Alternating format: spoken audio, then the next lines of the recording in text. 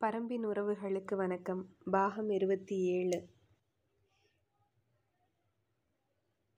8 முதல் 15 வயதுடைய பரம்பின் ஆண்மக்கள் அனைவரும் காடறிய புறப்படுகின்றனர். 3 முதல் 4 ஆண்டுகள் வரை நீடிக்கும் பயணம் அது. பயணத்தில் வழிகாட்டி அழைத்துச் செல்பவனே தேக்கன். தேக்கன் என்பது பெயர் அன்று, காடு அறிந்த ஆசானை அழைக்கும் பட்டம். அவனை நம்பியே பிள்ளைகள் அனுப்பப்படுகின்றனர். சாமப்பூ 5 ஆண்டுகளுக்கு ஒரு முறை பூப்பது. ஒவ்வொரு முறை அது பூக்கும் போதும் 8 வயதை கடந்த அனைத்து ஆண் பிள்ளைகளையும் அழைத்து கொண்டு காட்டுக்குள் நுழைவான் தேக்கன். பயிற்சி முடிந்து திரும்பிய பின்பு அடுத்த முறை சாமப்பூ பூக்கும் வரை தேக்கன் ஊரில் இருப்பான். மறுமுறை பூ பூத்த பின் மீண்டும் புறப்படுவான். பரம்பின் ஒவ்வொரு ஆணும் காடு பற்றிய எல்லா விதமான அறிவுகளையும் பெற்று காட்டின் சவால்களை எதிர்கொள்ளும் ஆற்றல் உடையவனாக மாறுவதுதான் காடறிதல். வெறும் கையுடன் காட்டுக்குள் நுழையும் சிறுவர்கள் பெரும் வனத்துக்குள் தன்னந்தனியாக முழு வாழ்வையும் வாழ கற்றுக்கொள்கின்றனர்.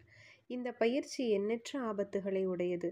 சிறுவர்கள் சிலர் இதில் இறக்கின்றனர். சிலருக்கு கை கால்கள் சிதைகின்றன. சிலர் காட்டுக்குள் தொலைந்து விடுகின்றனர். அவர்களுள் பலர் வீடு திரும்புவதே இல்லை. ஆண்டுகள் பல கழிந்த பின்னர் சிலர் வீடு திரும்பியுள்ளனர். காடறிய அழைத்துச் செல்லப்படும் சிறுவர்கள் கடும் சவால்களை தொடர்ந்து எதிர்கொள்ள நேரும். இயற்கை ஒவ்வொரு கணமும் சவால்களை உருவாக்கியபடியேதான் இருக்கும். ஆனால் அவையெல்லாம் தேக்கனின் கணக்குக்குள் வராது. ஒவ்வொரு நாளும் தேக்கன் உருவாக்கும் சவால்கள் தனி ரகம். அவற்றை மாணவர்கள் எதிர்கொண்டு மீடேற வேண்டும். இவ்வாறு முன்பொரு முறை தேக்கன் அழைத்துச் சென்ற குழுவில் என் முன்னோன் சூலிவேளும் இடம் பெற்றிருந்தான் என்றான் பாரி. அவன் சொல்லும் கதையை மிகவும் கவனத்தோடு கேட்டுக்கொண்டிருந்தார் கபிலர். அது கார்காலம். மழை விடாது கொட்டி தீர்த்தது. தேக்கனும் மாணவர்களும் சிறு குகை ஒன்றில் ஒண்டியபடி இருந்தனர். நாள் முழுவதும் மழை நின்ற பாடில்லை. மாணவர்களுக்கு கடும் பசி. ஆனால் தேக்கன் உணவுக்கான உத்தரவை கொடுக்கவே இல்லை. அவர் உத்தரவு கொடுத்த பின்னர் தான் நெருப்பை மூட்டி கைவசம் இருக்கும் கிழங்குகளை சுட்டு சாப்பிட வேண்டும். மழையை வெறித்து பார்த்து கொண்டே இருந்தான் தேக்கன். பொறுத்து பார்த்த மாணவர்கள் ஒரு கட்டத்தில் பொறுமையிழந்து வாய்விட்டு கேட்டனர். சரி, சுட்டு சாப்பிடுங்கள் என்றான் தேக்கன். மாணவர்கள் மகிழ்ந்தனர். முந்தைய நாள் காலை உணவுக்கு பின் யாரையும் சிறு பழம் கூட சாப்பிட அனுமதிக்கவில்லை. இப்போது அனுமதி கொடுத்தவுடன் வேலைகளை வேகமாக தொடங்கினர். குகைக்குள் இருந்த இடுக்கில் 2 கட்டைகள் கிடந்தன. அவற்றை பயன்படுத்தி கிழங்கை சுட்டுவிடலாம் என்று முடிவு செய்தனர். குகைக்கு வெளியே மழை கொட்டியது. கைவசம் இருக்கும் தீக்கல்லை வைத்து மாணவன் ஒருவன் தீ மூட்ட முனைந்தபோது தேக்கன் குகையை விட்டு வெளியேறினான். மழையில் நனைந்தபடி தேக்கன் வெளியேறியதன் காரணத்தை அறியாமல் மாணவர்கள் விழித்தனர். அவர் நனைந்தபடியே வெளியில் நின்று கொண்டிருக்கிறார். நாம் சாப்பிடப் போவது அவருக்கு பிடிக்கவில்லையா? அவரிடம் கேட்டுதானே நாம் அனல் மூட்ட முயல்கின்றோம் என்று புலம்பியபடி இருந்தனர். பசி அதிகமாகிக் கொண்டே இருந்தது. சாப்பிட்ட பின் என்னவென்று கேட்டுக்கொள்வோம் என நினைத்த ஒருவன் அனல் மூட்ட முயன்றான். அப்போது சூலிவேள் அவனை தடுத்தான். மாணவர்களில் மிக திறமை வாய்ந்தவன் என தேக்கன் கருதுவது சூலிவேளைத்தான். அவரிடமே காரணம் கேட்போம் என்றான் சூலிவேள். சரி என்றார்கள் மாணவர்கள். நாங்கள் நெருப்பு மூட்டும் போது நீங்கள் ஏன் வெளியில் சென்றீர்கள் என சத்தமாக கேட்டான் சூலிவேள். உங்களை எப்போது சாப்பிடச் சொல்ல வேண்டும் என எனக்கு தெரியாதா? பசி தாங்காமல் தான் கேட்டோம். அப்படியென்றால் சுட்டு சாப்பிடுங்கள். நீங்கள் ஏன் வெளியில் போய் மழையில் நிற்கிறீர்கள்? 2 ஆண்டுகள் முடியப் போகின்றன. இன்னும் உங்களால் இதை கண்டறிய முடியவில்லையா? மாணவர்கள் எல்லோரும் அப்போதுதான் இதில் ஏதோ சிக்கல் இருப்பது புரிந்தது. என்னவாக இருக்கும் என சிந்தித்தார்கள். ஒன்றும் புரிபடவில்லை. சிறிது நேரத்துக்கு பின் சூலிவேள்தான் கண்டறிந்தான். தாங்கள் தீ மூட்ட முயன்ற கட்டை தில்லை மரத்தினுடையது. தில்லை மர கட்டையின் புகை கண்ணில் பட்டால் பார்வையை இழக்க நேரிடும். அதனால்தான் தேக்கன் உடனடியாக வெளியேறியிருக்கிறார் என்றான் சூலிவேள். மாணவர்கள் அதிர்ச்சி அடைந்தனர். தேக்கனிடம் மன்னிப்பு கோரினர். பசி கண்ணை மறைக்கலாம், ஆனால் கண்ணை கெடுத்துவிடக்கூடாது என்றான் தேக்கன். பொறுத்திருந்தனர். சிறிது நேரத்தில் மழை நின்றது. குகை விட்டு மாணவர்கள் வெளிவந்தனர். பக்கத்து குகையிலோ பாறை இடுக்குகளிலோ காய்ந்த கட்டை இருக்கிறதா என தேடப் போனார்கள். ஆனால் தேக்கன் வேண்டாம் என்று சொல்லிவிட்டான். இப்போது இதற்கான காரணம் தெரியாமல் விழித்தார்கள். குகைக்கு வெளியில் வைத்து தில்லை மரக்கட்டையை கொண்டே தீ மூட்டுங்கள். புகை கண்ணில் படாமல் கிழங்கை சுட்டெடுங்கள். இதுவும் தேவைப்படும் ஒரு பயிற்சிதான் என்றார். இருந்த பசி எங்கு போனதென்றே தெரியவில்லை. யாரும் தீ மூட்ட ஆயத்தமாகவில்லை. எல்லோரும் அப்படியே நின்று கொண்டிருந்தனர். சூழிவேளை அழைத்தார் தேக்கன். ஒருவேளை யார் கண்ணையாவது புகை தாக்கிவிட்டால் உடனடியாகச் செய்ய வேண்டிய மாற்று என்ன என்பதை அவனிடம் சொன்னார். அதன் பிறகு மாணவர்கள் துணிந்து தீமூட்டத் தொடங்கினர். நன்றாக முகம் விலக்கி அனற்கல்லை உரசி பற்ற வைத்தான் ஒருவன். தில்லை மரக்கட்டையில் தீப்பிடித்து புகை தாக்கிவிடக்கூடாது என்ற மிகுந்த எச்சரிக்கையோடு கிழங்கை சுட்டனர். குகை வாசலில் உட்கார்ந்தபடி மாணவர்கள் கிழங்கு சுடுவதை கூர்ந்து பார்த்து கொண்டிருந்தான் தேக்கன். புகை மேல் நோக்கி எழுந்தபடியே இருந்தது. சிலர் கிழங்கை கருகவிட்டனர். சிலர் கிழங்கை நெருப்பின் அருகே கொண்டு போகவே பெரும்பாடுபட்டனர். அணைவதற்கும் அகல்வதற்குமான தொலைவை யாராலும் மதிப்பிட முடிவதில்லை. புகையைக் கண்டு அஞ்சியவர்கள் கூடுதலாக விலகினர். மற்றவர்கள் விலக வேண்டிய அளவை எழும் புகை முடிவு செய்தது. அனைத்தையும் கூர்ந்து கவனித்துக் கொண்டிருந்த தேக்கன் மனதில், இவர்கள் யாருடைய கண்ணிலாவது புகைப்பட்டுவிட்டால் சூழிவேள் உடனடியாக செய்ய வேண்டிய மாற்றை செய்கிறானா என்று பார்த்துவிடலாம் என எண்ணிக்கொண்டிருந்தார். மாணவர்கள் காற்றின் சிறிய அசைவுக்கு கூட உடல் விலக்கி மிக கவனமாக கிழங்கை சுட்டு கொண்டிருந்த போது எங்கிருந்தோ பெருங்காற்று வீசியது. சட்டென மாணவர்கள் கண்களை மூடி தரையோடு தரையாக படுத்து விட்டார்கள். அடித்த காற்று புகையை கொண்டு போய் குகையோடு சேர்த்து தேக்கன் மீது அப்பியது. கண்களை மூடிய கணத்தில் தேக்கன் உணர்ந்து விட்டான், புகை இமைகளுக்குள் சூழ்ந்து விட்டது என்று. சூழிவேள் உடனடியாக என்னை தூக்கிச் செல் என்றான். தேக்கனை தோளில் தூக்கியபடி மலைச்சரிவில் இருக்கும் ஆற்றை நோக்கி இறங்கினான் சூழிவேள். மற்றவர்கள் பின்தொடர முடியாதபடி இருந்தது அவனது வேகம். மழை மீண்டும் பெய்யத் தொடங்கியது. சரிந்து விழுந்து விடாமல் கவனமாக நடக்க வேண்டும் என்பதெல்லாம் சூழிவேளுக்கு புலப்படவில்லை. அவனது தோள்களின் பலமும் காலடியின் பிடிமானமும் அபாரமானவை. நெடித்துயர்ந்த தேக்கனை தூக்கிக் கொண்டு விரைந்து இறங்கினான் சூழிவேள். ஆற்றங்கரையை அடைந்ததும் தேக்கனை படுக்க வைத்துவிட்டு உள்ளே குதித்தான். தேக்கன் சொல்லியிருந்தபடி ஆற்றில் முங்கி அதன் ஆதி களியை அள்ளி வந்தான். தேக்கனை சுற்றி மாணவர்கள் உட்கார்ந்திருந்தனர். அள்ளி வந்ததை கொடுத்தான். அவரது இரு கண்களின் மேலும் அந்த களியை அப்பினர். அவர் இமைகளுக்குள் குளுமையை உணரத் தொடங்கினார். இன்னும் அள்ளி வருகிறேன் என்றான் சூழிவேள். இதுவே போதும், சிறிது நேரத்தில் சரியாகிவிடும் என்று தேக்கன் சொல்லியபோது ஆற்றின் நடுவில் நீந்திக் கொண்டிருந்த சூழிவேள் பொருத்தமான இடம் பார்த்து நீரில் மூழ்கினான். அடிமரம் ஒன்றை இழுத்து கொண்டு சடச்சடவென கீழிறங்கியது பெருவெள்ளம். மாணவர்கள் உடனடியாக தேக்கனை தூக்கிக் கொண்டு மேலேறினர். கன நேரத்துக்குள் நீர்மட்டம் வெகுவாக உயர்ந்தது. வெள்ளத்தின் வேகம் மலையேறுபவர்களின் கால்களை பிடித்து இழுத்து கொண்டிருந்தது. தேக்கனை தூக்கியபடி விரைந்து மேலேறி உயிர் தப்பினர். மேலே ஏறியதும் தேக்கன் கண்களை கசக்கியபடியே திறந்தான். கொட்டும் மழையில் வெள்ளம் இரு பனைமரம் உயரத்துக்கு போய் கொண்டிருந்தது. கண்களுக்குள் எரிச்சல் இல்லை, ஆனால் துயரம் தாங்க முடியவில்லை. சூழிவேளை நினைத்து ஓ என கத்தி அழுதான் தேக்கன். வெள்ளம் புரட்டி எடுத்து கொண்டு சென்றது. நீந்தி கடப்பது இயலாத செயல். உயிரை தக்க வைத்தபடி வெள்ளத்தின் போக்கில் போவது என முடிவெடுத்தான் சூழிவேள். அடித்து இழுத்து புரட்டி கொண்டு போனது. கைகளில் சிக்கும் மரங்களை பற்றியும் அதில் இருந்து நழுவியும் இழுத்துச் செல்லும் நீருடன் சென்று கொண்டிருந்தான். குறுக்கிட்டு நீந்தி கரையை அடைய நீரின் வேகம் குறையும் தருவாய்க்கான காத்திருந்தான். ஆனால் அது நிகழும்போது அவன் அரை மயக்கத்தில் இருந்தான். இரவு பகல் கடந்த பின் நீர் அவனை பாறையின் இடுக்கு ஒன்றில் அடுத்து செருகியது. ஆற்றங்கரையோரம் வந்த சிலர் பாறை இடுக்கில் சிக்கி கிடப்பவனை எட்டி பார்த்தனர். உயிர் இருக்கிறதா என்பது அறிய முடியவில்லை. கூட்டத்தில் இருந்த பெரியவர் இடுக்குக்குள் நுழைந்து அவனை பார்த்தார். வலது கால் உள்ளே செருகி கிடந்தது. இடது கால் எலும்பு ஒடிந்து கிடந்தது. ஒரு கை திரும்பிவிட்டது. மேலெல்லாம் பாறைகளில் அடிபட்டு செதில் செதிலாய் பிளந்து கிடந்தது. இவனை வெளியில் தூக்கி உயிரை காப்பாற்றினாலும் இவன் வாழ தகுதியற்றவனாகத்தான் கிடப்பான் என்றார் அந்த பெரியவர். கூட்டத்தினர் பெரியவர் சொல் கேட்டு விலகினர். உள்ளிருந்த தூதுவைக்கு அவ்வாறு விட்டு செல்ல மனமில்லை. பெரியவரோடு வாதிட்டாள். ஆனால் அவனது நிலைமை படுமோசமாக இருந்தாலும், பாறையின் இடுக்கை விட்டு வெளியில் எடுக்க முடியாதபடி அவன் உடல் செருகி கிடந்தாலும் மற்றவர்கள் அதற்கு ஒப்புக்கொள்ளவில்லை. கூட்டம் நகரத் தொடங்கியது. இறுதியாக தூதுவை சொன்னாள், பாறை இடுக்கில் கிடப்பவனை எடுத்து வெளியில் போட்டுவிட்டாவது போவோம். திறன் இருந்தால் பிழைக்கட்டும் என்றாள். சரி என்று ஒப்புக்கொண்டு பெருமுயற்சி செய்து அவனை வெளியில் எடுத்து கரை மீது கிடத்தினர். நீர் நிறைய குடித்திருந்ததால் வயிறு ஊதிப்போய் இருந்தது. வெட்டுப்பட்ட இந்த பிளவின் வழியே குருதி கசியவில்லை. வெளிரித்தான் கிடந்தது எல்லாம். இன்று இரவு தாங்க மாட்டான் என சொல்லிவிட்டு நடந்தார் பெரியவர். மற்றவர்களும் உடன் நடந்தனர். காற்று இரவெல்லாம் உடலை உலர்த்தி கொண்டே இருந்தது. அடர்வனத்தில் ரீங்கரிக்கும் சில்வண்டுகளின் ஓசை செவிக்குள் துளையிட்டு நுழைந்தது. கானகத்தின் பல்வேறு ஓசைகளும் நினைவின் ஆழத்தை தொட்டு திரும்பின. கண்ணுக்கு தெரியாத சிறு பூச்சி ஒன்று வெட்டுட்ட பிளவின் நடுவில் உட்கார்ந்து ஊசி கொடுக்கால் கொத்தி வெளியில் எடுத்தபோது அவனது உடல் வலியை நினைவு கொள்ளத் தொடங்கியது. பொழுது புலர்ந்தது. சூழிவேள் மெல்ல கண் விழித்தான். தனக்கு உயிர் இருக்கிறது என்பதை உணர்ந்தான். கை கால்களை அசைக்க முடியவில்லை. அங்கேயே கிடந்தான். தன்னை இழுத்து வெளியில் போட்டவர்கள் பேசிய பேச்சு அரைகுறையாக நினைவில் இருந்தது. தனக்கு என்னவெல்லாம் ஆயிருக்கிறது என அந்த பெரியவர் சொன்னதை வைத்து தனது உடலை மதிப்பிட்டான். அது தேக்கனின் குரல் என அவனுக்கு தோன்றியது. இந்த நிலையில் தேக்கன் இதைத்தான் செய்திருப்பார். மற்றவற்றையெல்லாம் நீதான் சரி செய்ய வேண்டும், இதுதான் பயிற்சி என்பார்.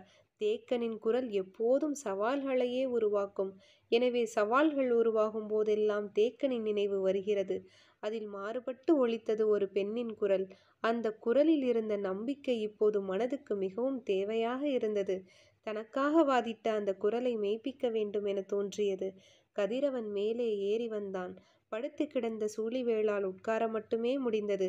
2 நாட்களாக எந்த உணவும் உண்ணாததால் கை கால்கள் உயிரற்று கிடந்தன. எதையாவது சாப்பிட வேண்டும் என தோன்றியது. வலது கால் வலி மறுத்து கிடந்தது. அதையெல்லாம் அவன் பொருட்படுத்தவில்லை. சுற்றும் முற்றும் பார்த்தான். அடர் காட்டின் நடுவே சீரிப்பாயும் ஆறு. ஆற்றின் போக்கை பார்த்து கொண்டே இருந்தான். சட்டென நினைவுக்கு வந்தது. இடுப்பில் கை வைத்தான். இறுகி கட்டப்பட்ட நார்கயிறு இருந்தது. நார்கயிற்றில் போடப்பட்ட முடிச்சை அவிழ்த்தான்.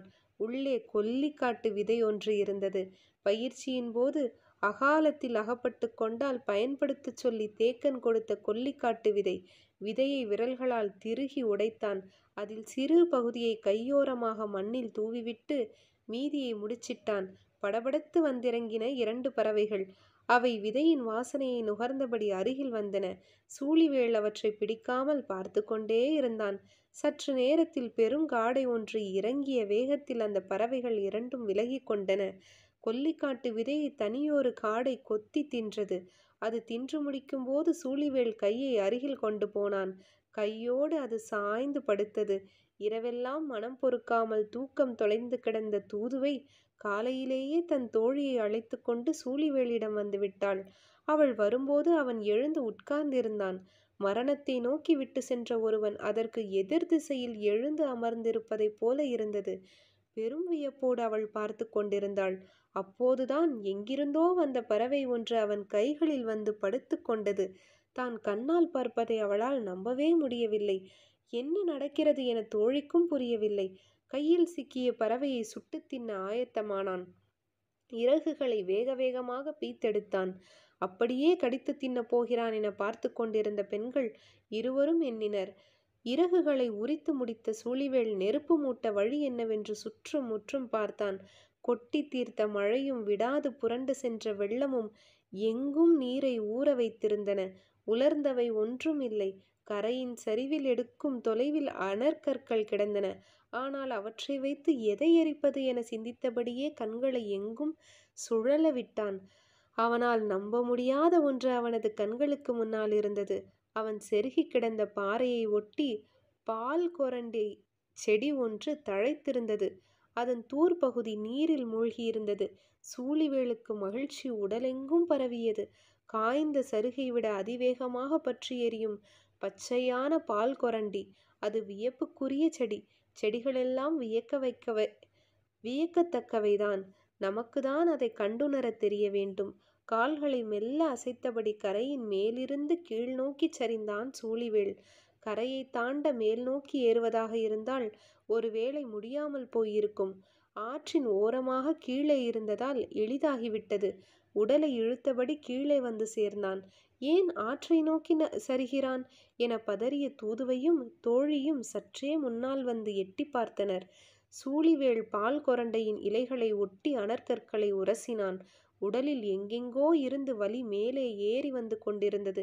இரு கற்களையும் அழுத்தி பிடித்து உரசும் வலிமையை இறகுரிக்கப்பட்ட பறவையே கொடுத்து கொண்டிருந்தது. கல்லுக்குள் இருந்து தெரிக்கும் ஒற்றை தீப்பொறியை உருவாக்க மொத்த உடலிலும் விசையேற்ற வேண்டியிருந்தது.